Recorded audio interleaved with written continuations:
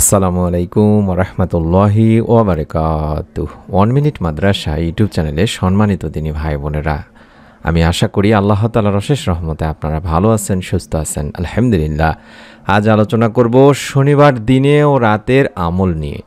একটি ছোট্ট দোয়া দেখে দেখেও আপনারা যদি কষ্ট করে 100 বার পড়েন, রব্বুল আলামিন আল্লাহ তাআলা আপনাকে গায়েবী ধন সম্পদ, গায়েবী সাহায্য দেবেন ইনশাআল্লাহ। এটি একটি পরীক্ষিত আমলের ভিডিও। আশা করছি আপনারা এই দোয়ার আমলটি যদি আজকে শনিবার দিনে বা রাতে করেন, রব্বুল আলামিন ইনশাআল্লাহ আপনার পরিবারেও ইনশাআল্লাহ সচ্ছলতা দান করবেন। তাই অনুরোধ করছি, মনের মধ্যে বিশ্বাস নিয়ে আমলটি করবেন, এই উদ্দেশ্যে ভিডিওটি সম্পূর্ণ দেখুন। পৃথিবী মানুষের আমলের একটি শস্যক্ষেত্র, দুনিয়া পরীক্ষার জায়গা। আল্লাহ তাআলা তার বান্দাদের বিভিন্ন সময় বিপদ আপদ, অর্থ সংকট ও বালা মুসিবতে আপতিত করেন। এভাবেই তিনি পরীক্ষা করেন বান্দা তার কাছে ফিরে আসে না আল্লাহর নাফরমানিতে লিপ্ত হয়। আল্লাহর পক্ষ থেকে আসা বিপদ আপদ সবসময় আযাব ও শাস্তির রূপে পতিত হয় না। কখনো বান্দার ঈমানি পরীক্ষা ও ধৈর্য যাচাই করা হয় থাকে। যারা আল্লাহর উপর পূর্ণ আস্থা রেখে ধৈর্য ধারণ করে, আল্লাহ তাআলা তাদের উত্তম বিনিময় দান করেন। আল্লাহ তাআলা পবিত্র কোরআনে বলেন, নিশ্চয়ই আমি তোমাদের কিছু ভয় ও ক্ষুধার দ্বারা, ধন সম্পদের ক্ষতি ও প্রাণহানি এবং ফল ফসলের ক্ষতি দ্বারা পরীক্ষা করব। আর তুমি ধৈর্যশীলদের সুসংবাদ দাও। সূরা আল বাকারা 155 নম্বর আয়াত। মানুষের কঠিন বিপদ আর সংশয়ের সময় আল্লাহ তাআলা নিজ অনুগ্রহে পথ দেখান। শত অন্ধকার থেকে তিনি বান্দাকে আলোর দিকে নিয়ে যান। আল্লাহ তাআলা বলেন, আল্লাহই মুমিনদের অভিভাবক। তিনি তাদের অন্ধকার থেকে বের করে আলোতে নিয়ে আসেন। আর যারা কুফর অবলম্বন করেছে তাদের অভিভাবক শয়তান, যারা তাদের আলো থেকে বের করে অন্ধকারে নিয়ে যায়। তারা সবাই অগ্নিবাসী, তারা সর্বদা তাতেই থাকবে। সূরা বাকারার 257 নম্বর একটি হাদিস। অন্য আয়াতে আল্লাহ তাআলা বলেন, আল্লাহ তোমাদেরকে তোমাদের মাতৃ গর্ভ থেকে এমন অবস্থায় বের করেছেন যে তোমরা কিছুই জানতে না। তিনি তোমাদের জন্য কান, চোখ ও অন্তঃকরণ সৃষ্টি করেছেন যাতে তোমরা শুকর আদায় করো। সূরা নাহল 78 নম্বর একটি আয়াত। একজন সাহাবীও বললেন, ইয়া রাসূলুল্লাহ সাল্লাল্লাহু আলাইহি ওয়াসাল্লাম, দুনিয়া আমার প্রতি পেষ্ট প্রদর্শন করেছে, অর্থাৎ আমি চরমভাবে অভাবগ্রস্ত।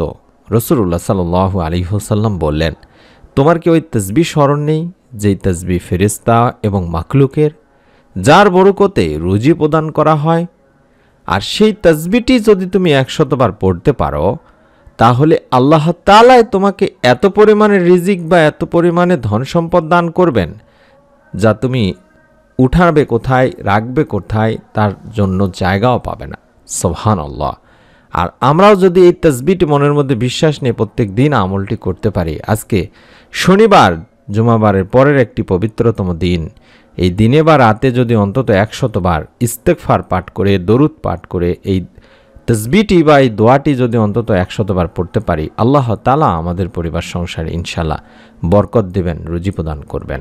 আমি দেখায় দিচ্ছি, এই তাসবিহটি অন্তত 100 বার পাঠ করবেন। সুবহানাল্লাহি ওয়া বিহামদিহি, সুবহানাল্লাহিল আলিয়্যিল আযীম ওয়া বিহামদিহি, আস্তাগফিরুল্লাহ। আমি আবার বলছি, আপনারা চাইলে মোবাইল স্ক্রিনশট নিয়ে নিতে পারেন। সুবহানাল্লাহি ওয়া বিহামদিহি, সুবহানাল্লাহিল আলিয়্যিল আযীম ওয়া বিহামদিহি, আস্তাগফিরুল্লাহ। এভাবে অন্তত 100 বার দিনে রাতে পড়ার চেষ্টা করবেন।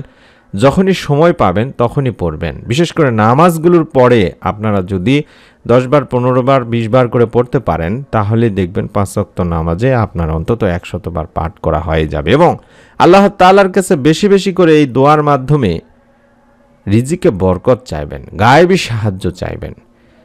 নবী করিম সাল্লাল্লাহু আলাইহি ওয়াসাল্লাম সেই সাহাবীকে এই তাসবিহ বা দোয়াটি শিখিয়ে দিলেন।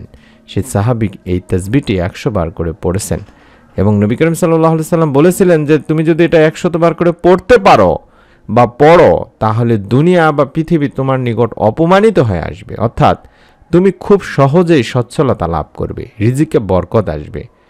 ওই সাহাবী রাদিয়াল্লাহু তাআলা আনহু চলে গেলেন এবং কিছুদিন পর পুনরায় হাজির হয়ে বললেন, ইয়া রাসূলুল্লাহ সাল্লাল্লাহু আলাইহি ওয়াসাল্লাম, দুনিয়া আমার নিকট এত বেশি আসছে, আমি হতবাক, কোথায় উঠাবো, কোথায় রাখবো। তাই আমি আমার দিনী ভাই বোনদেরকে অনুরোধ করব, আমি দোয়াটি আবারও দেখাচ্ছি বা তাসবিহটি আবারও দেখাচ্ছি, অন্তত মনের মধ্যে একটা বিশ্বাস নিয়ে 100 বার করে প্রতিদিন পড়ার চেষ্টা করুন। বেশি বেশি দরুদ ইস্তেগফার করুন।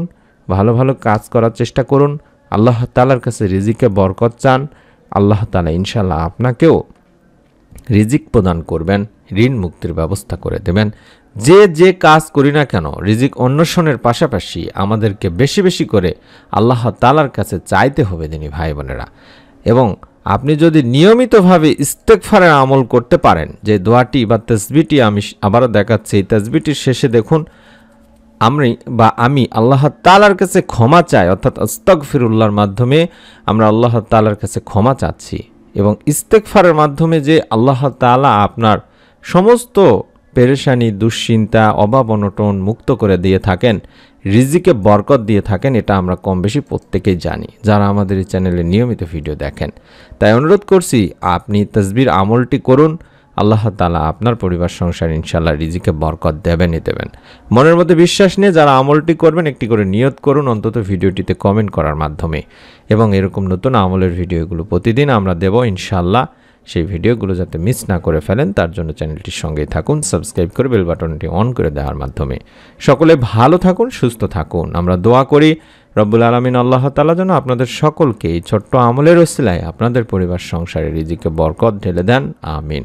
আসসালামু আলাইকুম ওয়া রাহমাতুল্লাহি ওয়া বারাকাতুহু।